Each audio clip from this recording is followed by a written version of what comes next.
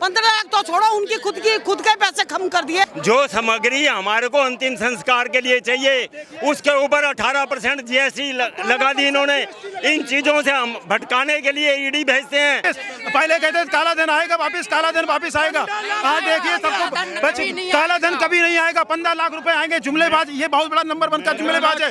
ये जो विपक्ष उठाता है आवाज, जब देश में विपक्षी नहीं रहेगा तो देश में लोकतंत्र कहां से रहेगा? लोकतंत्र 8,000 करोड़ का अपने लिए पुष्पक विमान खरीदना तो रेवड़ी तो ये है। हर डिस्ट्रिक्ट में 5 स्टार होटल जैसा अपना ऑफिस खोल देना, रेवड़ी तो ये है। निकल कर चला जाएगा। ये बातें मोदी से पूछिए आप। काला धन आएगा, लोगों के खाते में 15-15 लाख रुपए आएंगे। 15 लाख तो छोड़ो, उनकी खुद के पैसे कम कर दिए। महंगाई रामदेव जी से पूछो, जीएसटी लगा दी, ये लगा दी, खाने के लिए सिलेंडर महंगा कर दिया, पेट्रोल महंगा कर दिया। ये सब रचना कर रहे हैं तो मोदी का अहंकार नहीं चाह रहे हैं। अब मंत्रियों की बारी है, मंत्रियों के बीच से भ्रष्टाचार को मुक्त करेंगे हम। मंत्रियों की बारी है, मंत्रियों के बीच से भ्रष्टाचार को मुक्त करेंगे। भ्रष्टाचार ये मोदी साहब, ये खुद भ्रष्टाचार है, ये खुद भी भ्रष्टाचार है और इनकम टैक्स ये कुछ नहीं है। मेरी बात सुनो, मैं आपको बताना चाहूं कि जो मुद्दे किसी समय बीजेपी सत्ता में आने के लिए उठाया करती थी, सिलेंडर बताइए मुझे कितना रुपए हो गया, वो सिलेंडर एलपीजी कितना हो गया, पेट्रोल पंप कितना हो गया, डॉलर रुपया कितना हो गया और रुपया की कितनी कीमत है, एलपीजी गैस की कितनी कीमत है।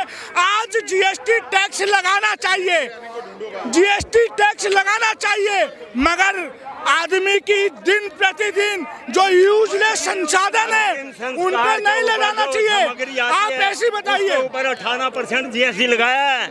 जो सामग्री हमारे को अंतिम संस्कार के लिए चाहिए उसके ऊपर 18% जीएसटी लगा दी इन्होंने। इन चीजों से हम भटकाने के लिए ईडी भेजते हैं, उन चीजों को छुपाने के लिए चाहते हैं। सरकार नौजवानों को नौकरी नहीं देती, उसको छुपाने के लिए आप कहना चाह रहे हैं कि विपक्ष जो मुद्दे उठाना चाह रहे हैं उसको ईडी में फंसाया जाए और वो मुद्दे ना उठा पाए। ये हमें खामोश करना चाहते हैं। आपकी बात बिल्कुल सही है, मैं आपकी बात से सहमत हूँ। मैं आपकी बात से सहमत हूँ कि जो सत्ताधार पार्टी है, जो विपक्ष उठाता है आवाज, जब देश में विपक्षी नहीं रहेगा तो देश में लोकतंत्र कहां से रहेगा? लोकतंत्र पूरी तरीके से तानाशाही व्यवस्था है।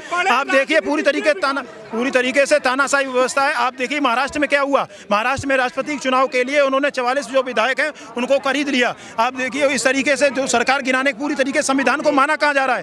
आपको एकनाथ शिंदे पसंद नहीं आए क्या? एकनाथ शिंदे क्या है? पूरी तरीके कठपुतली है, वो कठपुतली है। कठपुतली कैसे लग रही है? गरीब माँ के बेटे अगर सीएम बन गए तो दुख हो रहा है। गरीब बेटे क्या है, सारी चीजें उनकी जो बताते हैं वही बोलता है। सारी चीजें इस तरीके से चली जा रही है। आप देखिए आज शिंदे साहब पहले से ही जब उद्धव ठाकरे के साथ थे तो उन्हें गरीब और अच्छा नहीं नजर आ रहा था, बुरा नहीं। जब बीजेपी ने उनके कान में फूंक मार दी तभी उन लोगों को अलग पार्टी विद्रोह करना दी। सत्ता के लालच के लिए पता लगता है, जो आदमी सत्ता के लालच के लिए अपना नेता बदल सकता है, क्या वो इस बात की गारंटी ले सकता है कि मुख्यमंत्री के लिए वो जनता का पैसा नहीं बेच सकता? वो सब कुछ कर सकता है, वो सब कुछ कर सकता है और कर रहा है। नीरव मोदी, मेहुल चोकसी और ये जितने भी विजय माल्या वगैरह भगोड़ा, इनका पैसा कहाँ गया? आज काला धन कहाँ गया? काला धन देखिए, काला धन आज आया वापस। पहले कहते काला धन आएगा वापस, काला धन वापस आएगा। आज देखिए सबको काला धन कभी नहीं आएगा। 15 लाख रुपए आएंगे। जुमलेबाज, ये बहुत बड़ा नंबर बनकर जुमलेबाज है। मैडम सबसे बड़ी बात यह है कि ईडी का डर दिखा के ना तो कोई महंगाई की बात करता है, ना कोई जीएसटी की बात करता है। मीडिया को भी इन्होंने इस तरीके से अपने कब्जे में कर रखा है कि सिर्फ ईडी का दिखाओ, महंगाई का मत दिखाओ। प्रवक्ता है तो यहाँ पे इतने सारे प्रवक्ता है तो विरोध करने के लिए नहीं, प्रवक्ता सब लोकतंत्र में आवाज कैसे बंद हो गई? अगर प्रवक्ता विरोध करेंगे तो जनता क्या करेगी? और फिर आप क्या करेंगे? आप यहाँ क्यों हैं? सड़कों पे हमें तभी तो आप हैं, वरना आप भी घर बैठोगे।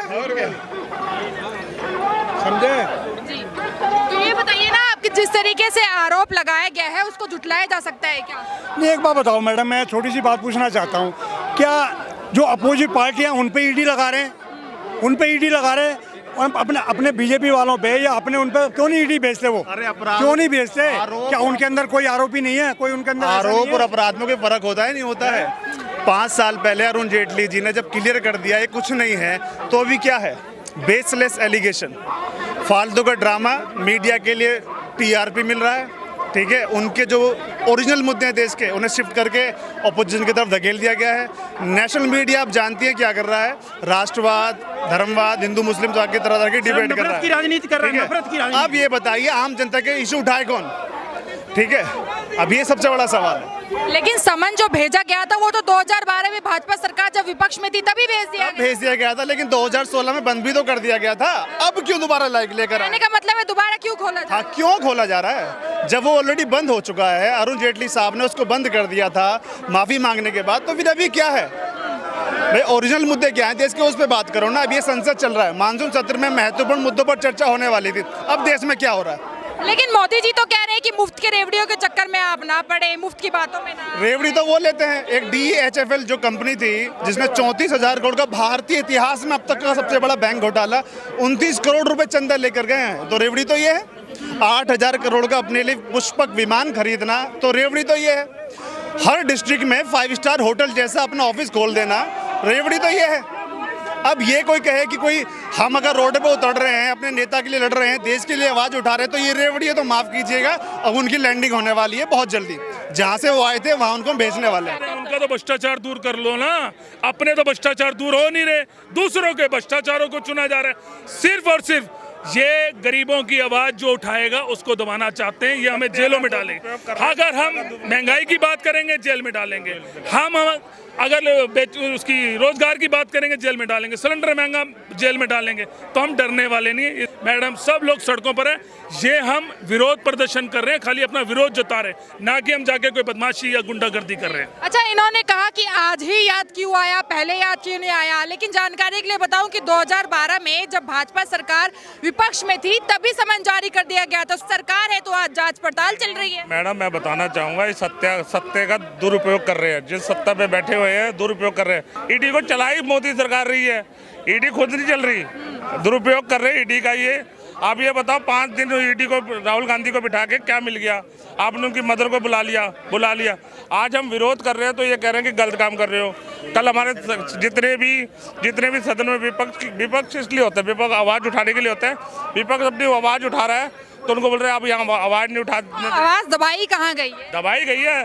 जब आप वहाँ पास कर रहे हो विधानसभा में कि आप जुमलेबाज नहीं बोल सकते, आप फेकू नहीं बोल सकते, आप हो ना, तभी तो आपको डर लग रहा है ना। आपको डर, बिल बनाओ, बिल अपने आप ही पास कर रहे हैं, अपने आप ही लगा रहे हैं। वो गरीब किसानों के साथ क्या कर रहे हैं ये बताओ। बहाना लग रहा है, ये मुद्दा भटकाया जा रहा है जी, बहाना लग रहा है, ये कोई मुद्दा लाया जा रहा है। ये बहाना है इनका, ये सिर्फ सच को दबाने की कोशिश की जा रही है, लेकिन सच ना डरा है ना डरेगा। ये अपनी सत्ता का दुरुपयोग कर रहे हैं और कुछ नहीं कर रहे, लोकतंत्र की हत्या कर रहे हैं। आज जो इन्होंने बच्चों की शिक्षा पर भी GST लगा दी, आप सोचिए, ये पूरी हिटलरशाही है कि बच्चे पढ़ेंगे एक इरेजर बच्चों की जो रबड़ मिटाने वाली, उसके ऊपर भी इन्होंने GST लगाई, दूध के ऊपर लगाई इन्होंने, दूध दही सबके ऊपर इन्होंने लगा दी। आप ये सोचो कि शराब सस्ती और खाने पीने की वस्तुएं सारी महंगी कर दी।